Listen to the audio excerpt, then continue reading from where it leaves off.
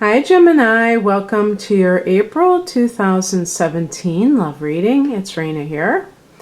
So before I lay out the cards, I just wanted to briefly mention once again that Venus retrograde is still going on for half of the month of April. And even when it goes direct, it will still be in Pisces and has to crawl out of that, climb out of that. And so that for you is your 10th house of career. But before that, if you're watching in March, if you're watching in the first few days of April, it's in Aries, and that is your 11th house of hopes and wishes and friendships. Now, you never know. Maybe there's some kind of a group that you belong to, and there was some cute person there that you talk to, and they call you up. Maybe you haven't seen them in a while. When these Venus retrogrades happen, people report that they get blasts from the past. For you, the sector is, first it's any kind of group or French, your circle of friends.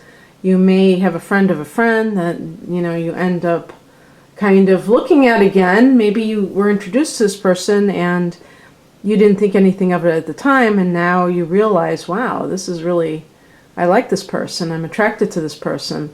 And then when it goes in your 10th house, it's all about the career matters, and it could just be about work and money, compensation, or something about whether or not you feel peaceful on your job and stuff like that. But it could be, some kind of an office romance, or that might be more of the 6th house, the actual environment. Maybe with the 10th house, it's more about, in that line of work, you happen to come across somebody, like at a fundraiser, at some kind of a business dinner, corporate event. Okay, so here we go.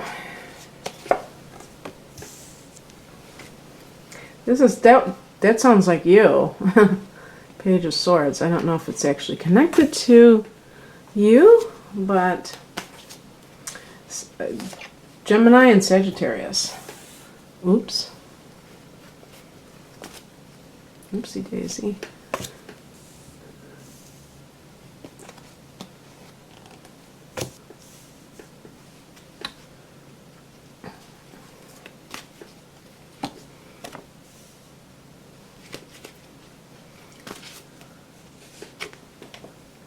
Oh, wow.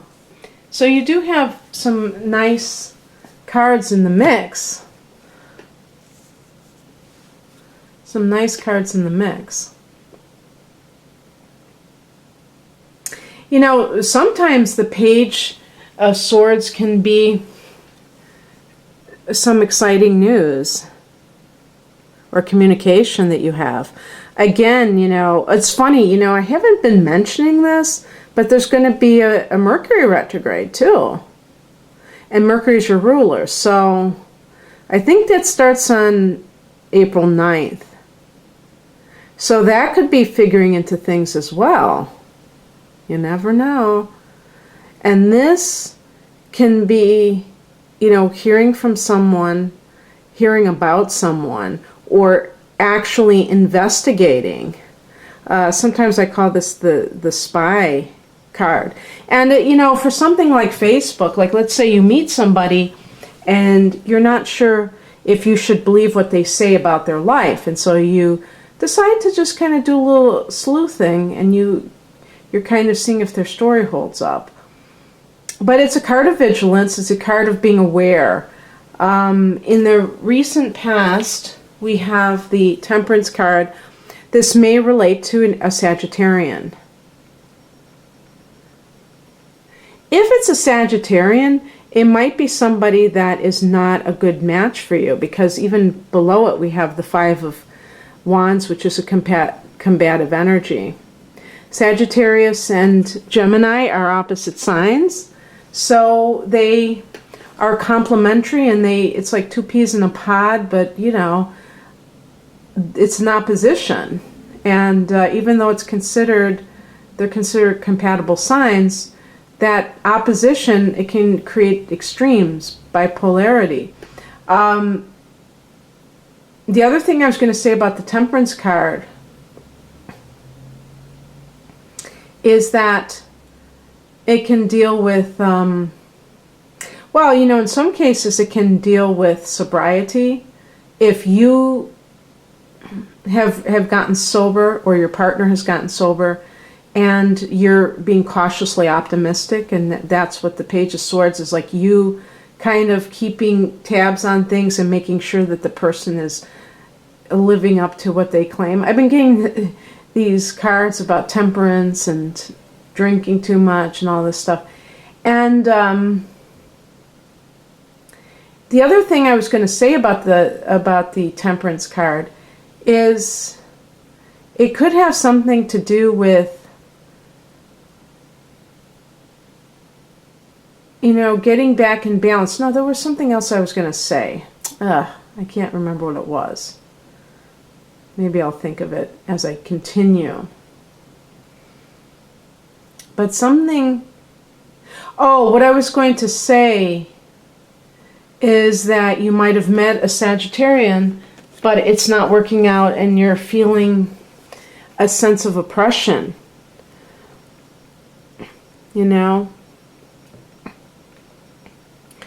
This relationship is really causing you to feel... Now, if the person, let's say this person does have an addiction, maybe they keep cleaning up their act and then going back, and you feel like the sense of like you're trapped because you always believe them and then they go back to using. But it can just be in any instance that there's some kind of clash between the two of you. I'm just going to keep going, see if anything else comes up. The higher message is the Ace of Cups. So as a higher message, it may be nudging you, maybe your spirit guides or your angels, maybe saying, look over here. There's somebody who has a crush on you and who's telling you that they would like to get to know you better, and they're offering you their love, and you're not seeing it for whatever reason because you're hung up on this other relationship. That's what it could be saying. It could be saying, you know, don't throw in the towel because you're going to have this experience that you're looking for where you fall in love with somebody, but it'll be on the soul level.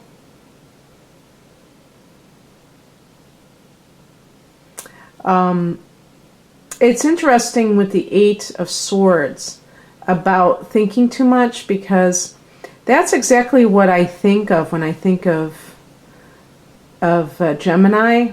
I think a lot of you may agree with me that some of you or a lot of you are high strung, that you're an air sign, so you are going to think a lot, but you're also a mutable sign, so you're always kind of changing to suit your mood, and you're kind of like conform to your environment, and that can really make you easily shifting.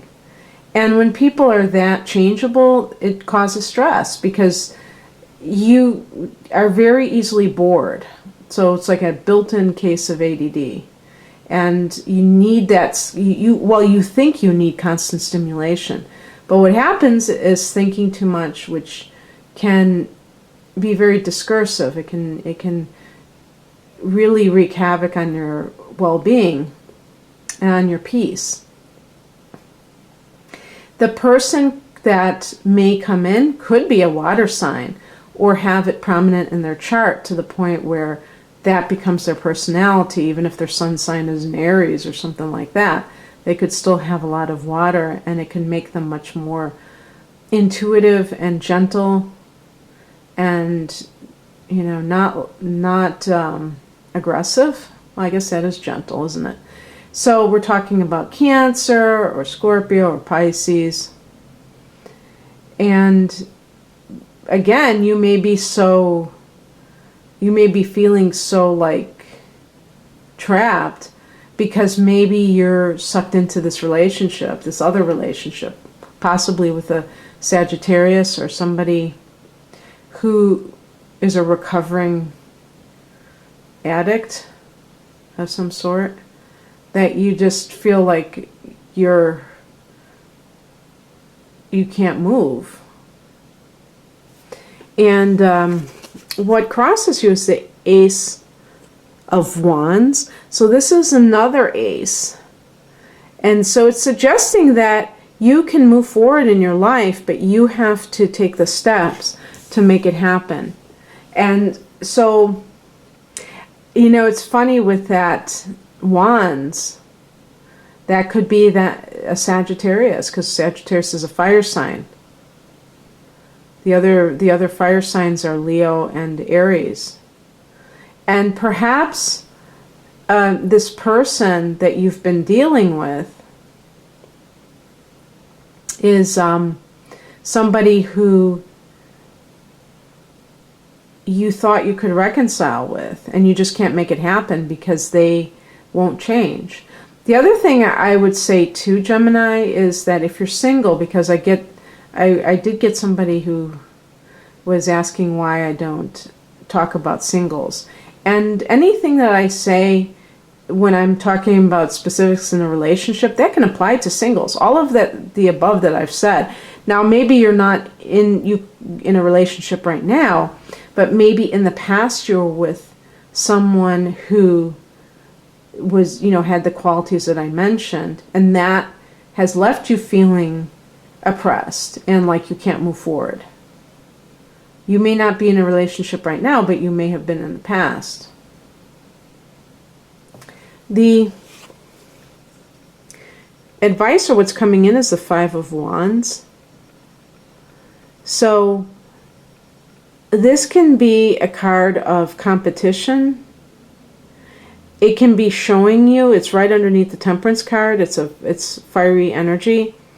It can be telling you that this relationship, anytime that you have a relationship that is full of conflict and drama, that is the kind of relationship that you need to shy away from, that it's not healthy. It's not going to the places that you want to go. And that's the yardstick. You don't really have to agonize over it. That's the way that you know. If people are getting along, if they're on the same page, then that's a relationship that is working out. If you're not getting along, if you argue about every little thing, if you bicker, or if, this can also be a card of competition. If one person feels envious of the other person and feels like they have more success, or they have more friends, or whatever the thing is that's bothering them, that can, be the death knell of the relationship, because who wants to put up with that? And maybe you do. Maybe, you're volunteering for it. One thing about Gemini is that you are not emotional. And I had somebody tell me, oh yes, and I might have been Aquarius, another air sign. But what I mean by that is the classic Gemini person is going to be much more impartial than a fire sign or a water sign person, because they're going to be very objective and detached intellectually. That doesn't mean that, ice runs through your veins. I'm not saying that. I'm just saying that, you may be more capable of seeing things in an objective way, and you can know when the relationship is, like, for instance, if you're not happy with your life, you're much less likely to try to diminish your partner. Sometimes Gemini people get snarky because that's just how they get out their aggression. But usually I don't see them as being one of the more envious signs where they are competitive and that kind of thing. They tend to be very adaptable. And so they tend to not have rigid needs, requirements out of life. They can kind of wing it, and that makes them very resilient, because if you're so type A that you have to like have certain objectives met before you can be happy in life, then you're at the mercy of the world, really. But so yeah, so that could be just a yardstick if you're confused and you're just willing to go along with the relationship as it is, and maybe you don't see the severity of it. And yet the Eight of Swords indicates that it may be affecting you adversely, but you may not connect the dots. You may just think it's happening apart from that randomly. And the outcome is the Star card. So something, it's like, you know, getting your wish granted. And, you know, on the heels of or coming, you know, next to that Ace of Cups, it could be the love relationship that you really want. And that the Ace of Cups kind of relationship is a soul level relationship. The other cards that I picked, like the Page of Swords and the Five of Wands, those are, you know, you have the swords, you have the intellect, and you have the wands, you have the passion. But the cups is the soul and the emotional side. And that seems to be what you need right now. And you connect best with that. And so some of you may be finding that person, or at least the person that you think is going to fulfill you on that level. So it ends on a very hopeful note, Gemini. And I hope you enjoyed this. If you'd like a private reading, please click on the link below. It'll take you to my store. I have different things, including a new ebook called Manifest Your Soulmate, a guide to high vibe love. Otherwise, have a great April. Bye.